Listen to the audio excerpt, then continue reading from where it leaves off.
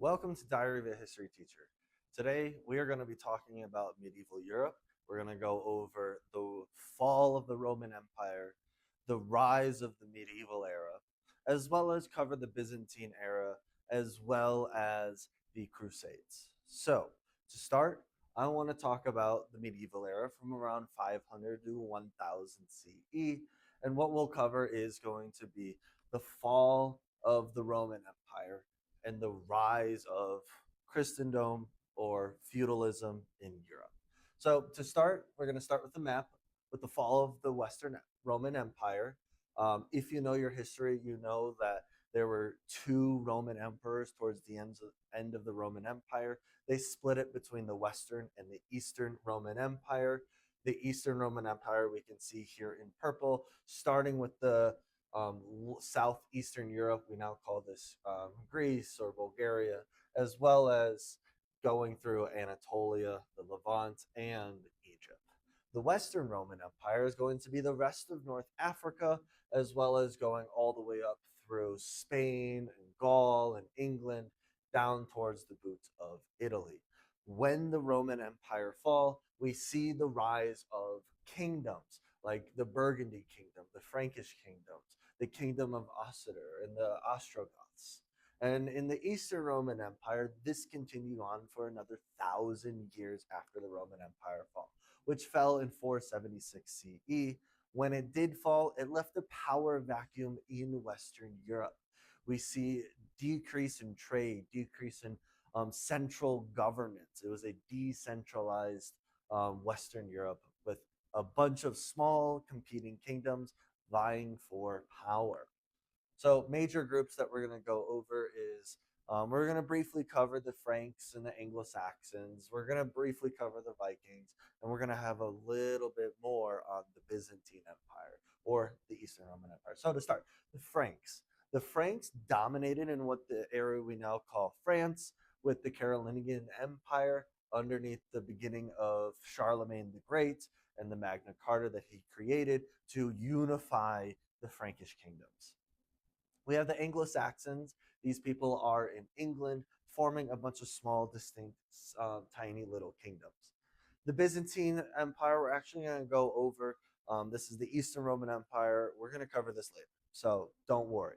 And then lastly, the Vikings. The Vikings are in Northern Europe, Scandinavia. They are known for their raids, and they created some settlements in Europe, like the Normans in what we now call France, as well as the Kievan Rus in Kiev or Russia or Ukraine, what we now call that area.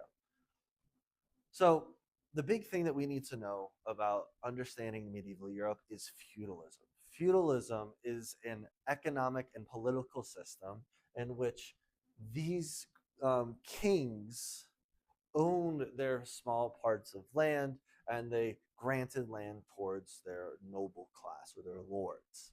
So the reason why feudal system came about was actually due to the collapse of central authority. Because the Roman Empire fell, there was no central power to control who got what resources, who traded with who controlled what part of the area. There was no person at the very top that controlled the larger region. It was decentralized, meaning that all these tiny small kingdoms were competing for power and were fighting each other in a long series of wars. Because of the fall of the Roman Empire, a new hierarchy came about with land ownership being at the center of the conversation. Whoever had land actually had the most amount of power. This is what I try to emphasize for my students. Land equals power. However much land you had determined how much power you had. So the structure of feudal society should be familiar. This is, I would like to say this is common knowledge with kings and nobles and lords and knights and peasants. With the king at the very top, the king owned all the land, but in order for him to keep his power, he actually had to grant land or give land to his nobles and lords. Because of that, we actually see the nobles and lords have a lot of power in this area. they're the ones with the real source of power because they're the ones that own the land.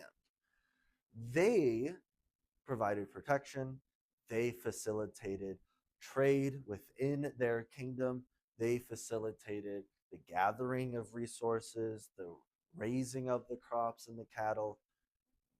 Then we have the knights. These knights and vassals served for the lords in a militaristic sort of way.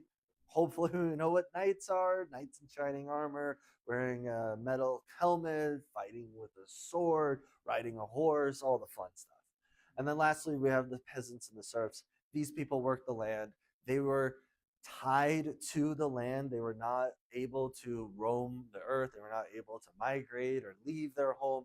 They were tied to the land. They were forced to work on the land and till the land. And they were provided few food, and they didn't have that many rights. So the system of feudalism was a manorial system. A manorial system is self-sufficient, meaning that once this kingdom is set up and we have our couple of manors spread throughout that kingdom, it is working by itself and they're not really trading on the other side of the continent. So whatever kingdom that you are studying, whatever kingdom that you're learning about, they had a manorial system that was self-sufficient. And we're going to see a picture on the next slide of what this looks like, with the Lord's Manor in the middle, with a castle and village and farmland on the, or the castle in the middle, the village and the farmland on the outside. We have the peasants working the land, and like I said, limited trade. So this is what the manorial system looked like. So looking at the picture here, we see the Lord's castle in the center, and then we see a village or multiple villages on the outskirts where people would live. And then when they would go to work, they would work in the farmlands, either at the pasture or at the raising of the crops. And lastly, that we're going to have to talk about, because this is going to come up in a little bit, is the power of religion. Christianity was adopted by the Emperor Constantine in the 300 CE during the Roman Empire. So when the Roman Empire fell, Christianity continued. And actually, the Pope had significant power in Western Europe when the Western Roman Empire fell. Christianity played a very central role in the lives of the peasants and the lords and even the kings themselves. So, yes, we looked back at our last few slides of the hierarchy. Think the Pope is actually at the very, very top. So Christianity had political power, economic power, social power, and obviously religious power. So political power, they would influence the lords and the kings in order to make decisions that benefited the Pope and Christianity itself. Secondly, we have economic power. They would actually have a tax system on the peasants and the knights, the vassals, to incorporate a um, we call it rent system and rent-seeking behavior in economics. So really, there was just this consistent tax that was given to the church, either in good faith or in bad faith. So if you did something bad, you would have to pay money. If you did something good, it would benefit the church if you gave them money as well. And then social power and religious power, because Christianity played such a central role in everybody's lives, we see that if you did good in your life, you would influence your behavior and convince other people to do good as well, because that's what the faith provided. And then lastly, the Crusades. We'll end off class today talking about that. So this is actually slides that I am teaching my students. I taught them this last week. Now we're going to cover the Byzantine Empire, the Eastern Roman Empire. So the Eastern Roman Empire continued onward after the fall of the Western Roman Empire. So this is the standards that we cover. We're a standard-based school, so this is talking about continuity and change for our class. We don't need that. So let's talk about the Eastern Roman Empire. So as we just saw in the last few slides, Western Roman Empire fell around 400s, and the Eastern Roman Empire continued. We historians call it the Byzantine Empire because the capital, Constantinople, used to be called Byzantium. Yeah, it's kind of weird. But anyway, so here is a map showing us the Byzantine Empire through its heights and downfalls. So When the Eastern Roman Empire fell, here we see it around in this darkish purple here. This is what lasted through the ascension of Emperor Justinian around 527 CE. Emperor Justinian actually made significant strides towards expanding the Eastern Roman Empire. So we see in dark purple where his reign began, and then in light purple, going all the way through North Africa, southern Spain, and even incorporating the boots of Italy into the Eastern Roman Empire. However, right before the Crusades start, we see the Eastern Roman Empire slowly get chipped away through conflicts with the Islamic caliphates, through conflicts with the Sassanids in the east. We see the Eastern Roman Empire slowly falling. And eventually, the Eastern Roman Empire shrinks to about the size of this dash line that we see right about where my hand is. This is due after to the Fourth Crusade. The Norman invasions from up north came down through the Crusades, which we'll look at later, and they chipped away a lot of land from the Eastern Roman Empire to the point where the Eastern Roman Empire is really just Greece and Western Turkey, and of course Constantinople. But the Eastern Roman Empire or the Byzantine Empire continued onward until 1453. And this is actually where my class begins in modern world history. We talked about the fall of the Roman Empire, or fall of Constantinople with the rise of the Ottoman Empire. So why did the Eastern Roman Empire survive? Well, the Western Roman Empire fell due to a series of invasions from the Germanic tribes, the barbarians from Gaul and Germany and Spain. The Eastern Roman Empire was pretty successful due to the natural defenses that it had. We have these high mountains in Greece and in Anatolia. We also see the large Aegean Sea, the Black Sea, the Bosphorus Strait that goes through Constantinople, that gave it very strong fortifications that led to its everlasting impact in world history.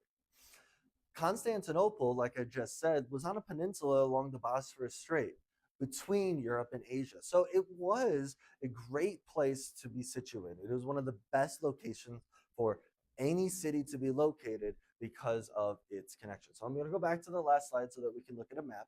So here in Constantinople, it lies in between Europe and Asia. So the Silk Road actually would go straight through Constantinople into Europe. And this was a great place for them to tax the Silk Road trade route as people would go from Europe to Asia, Asia to Europe. But also traders from the Kievan Rus or from up north that would come down towards the Mediterranean would have to go through the Black Sea and the Aegean Sea, and what lies right in the middle, Constantinople.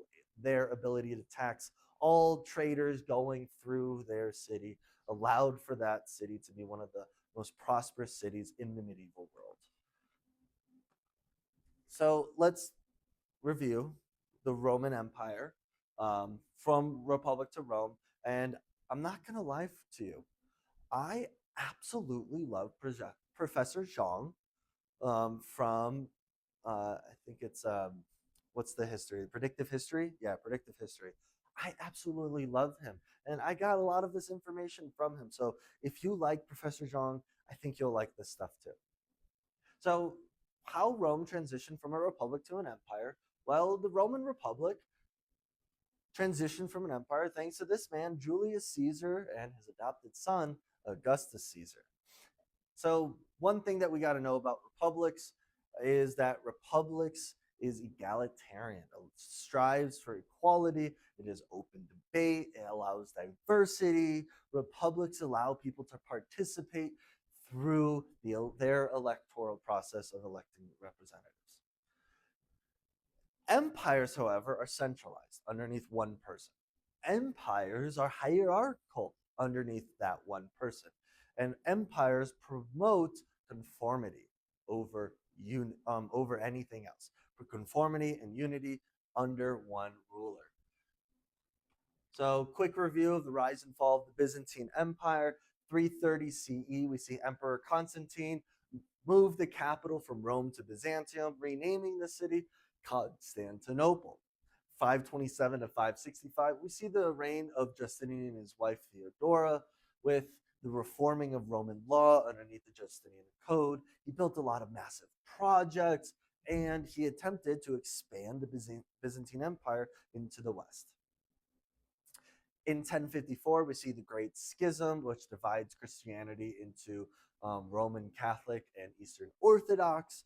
1204, we see the Crusades attack Constantinople, weakening the Byzantine Empire. And then 1453, Ottoman Turks conquer Constantinople, and this officially ends the Byzantine Empire.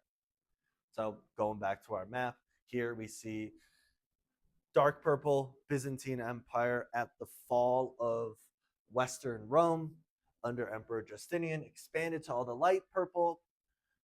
Then in 1025, it shrinks after a series of conflicts with different tribes, even the Islamic caliphates, the Sassanids, like I said earlier.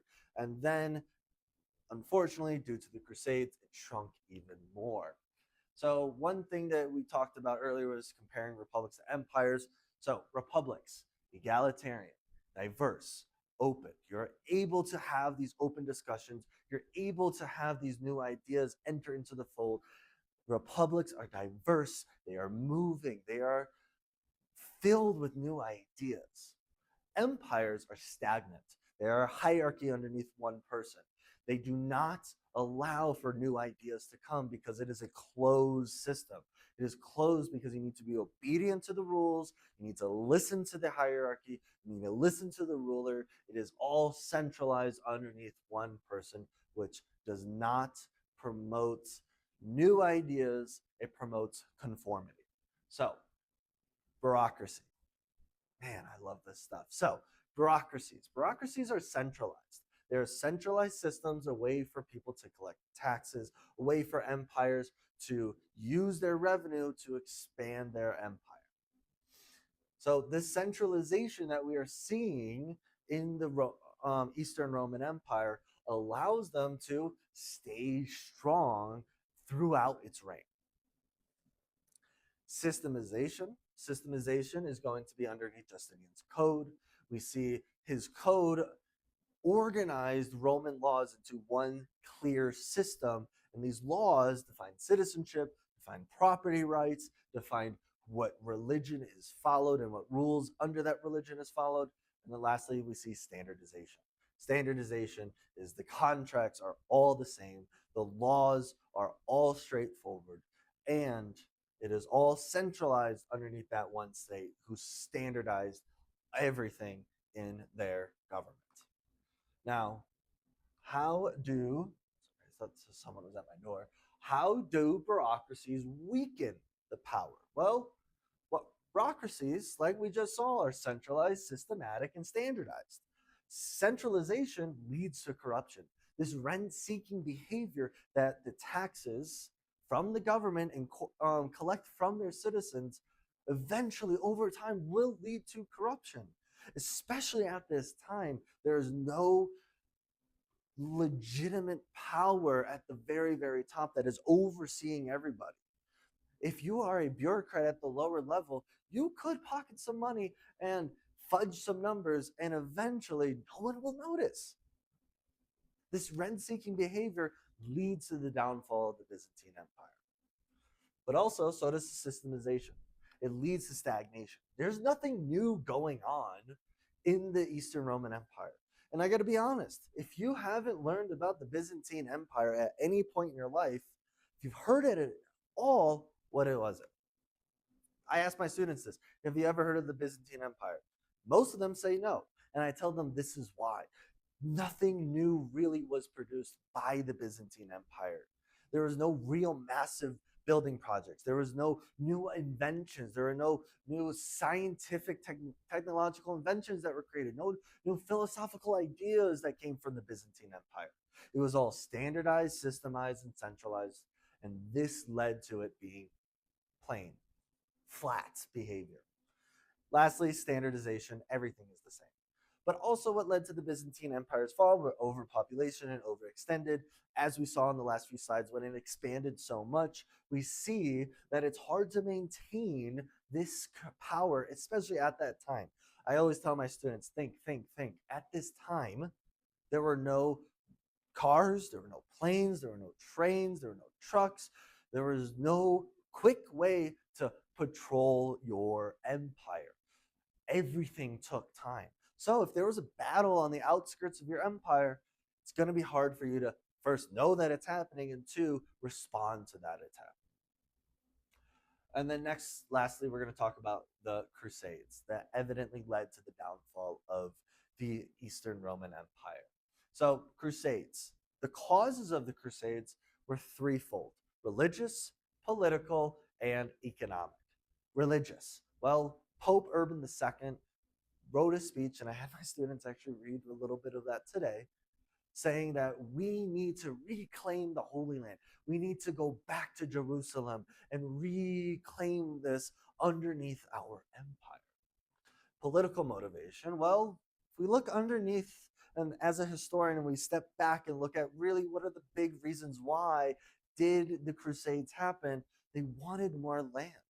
And land equals power. Just like I said earlier, this is a feudal area. So when Western Europe wanted more land, it allowed them to have more power. And then lastly, we have economic. Land is power, but also land is resources. So underneath the soil or the soil itself allows you to collect resources and money as well, but also key trade routes. If you think back to the Islamic Golden Age and all of the trade routes that they connected with South Asia and China and India, Europe also wanted to be connected through them by water, and it allowed Europe to expand and had the desire to expand so that they could connect through the sea trade routes. So I talked about the Islamic Golden Age with my students. This is a refresher for them. The Abbasid Caliphate at this time, from 750 to 1258, was all the way from Spain to modern day Pakistan and India. It was all of the central or in the Middle East, North Africa, and this place had a lot of scientific innovations, philosophical ideas, advancements in medicine. This was what was going on in the Middle East at the time. This is the group of people that the Crusades were fighting. Now, I went over 3 out of the many Crusades. The first Crusade is what began the Crusades. It was Pope Urban II giving a speech saying we need to reclaim the Holy Land, gather your knights, get on horseback, travel on down. Second Crusade, we see the Islamic Caliphates reclaim the Holy Land back from the Europeans. Third Crusade, also known as the King's Crusade, we see England, France, and the Holy Roman Empire lead a crusade down through the water and also by land towards the Middle East. And lastly, we see the Fourth Crusade. This is where they are barring the Holy Land, but also we see them going towards Constantinople. So looking at this map here, we can see the first and the second crusade were by land, going through Constantinople and eventually towards the Holy Land. The third and the fourth crusade were both by land and water, originating in Western Europe. You can see them going around Hispania and then going down through the Mediterranean towards the Holy Land. And even during the Crusades, they were able to create crusader kingdoms in the Middle East, but eventually falling towards the Islamic Caliphates when they reclaimed the land. So I'm going to skip this slide. This is just some technology. We have a standard in our class that analyzes technology and technological advancements. But for us, we're going to look at the effects of the Crusades. The Crusades, one, increased trade among the world, increased trade with the Middle East and even with Asia. We see the revival of the Silk Road and the Indian Ocean trade routes due to the Crusades. Feudalism is weakened. All the nobles and knights that were sent down to the Middle East were eventually dead. They were eventually died, and because of this, feudalism is weakened because the kings gained more power. Lastly, we see religious tensions because obviously when you have a religious war between two religions, they are then going to have strained relationships. But most importantly, cultural exchange. The Crusades eventually led to the Renaissance. All of the scientific advancements made by the Islamic caliphates during the Islamic Golden Age were then transferred back to Europe. And it led to the next 100 years or so of the Renaissance in Europe. And eventually, we see the fall of the Byzantine Empire. I know this was a fast lecture, but I hope you guys enjoyed my medieval Europe lecture, going from the beginning of medieval Europe all the way through the Crusades. In my class, we're continuing onward with Asia after this. I hope you guys enjoyed this. Please like and subscribe if you did. And if you have any suggestions, if you have any ideas, any comments, please drop it in the comments box. I appreciate everything that you guys leave for me. And please share this with a friend who you think would like to enjoy this. Have a good rest of your day.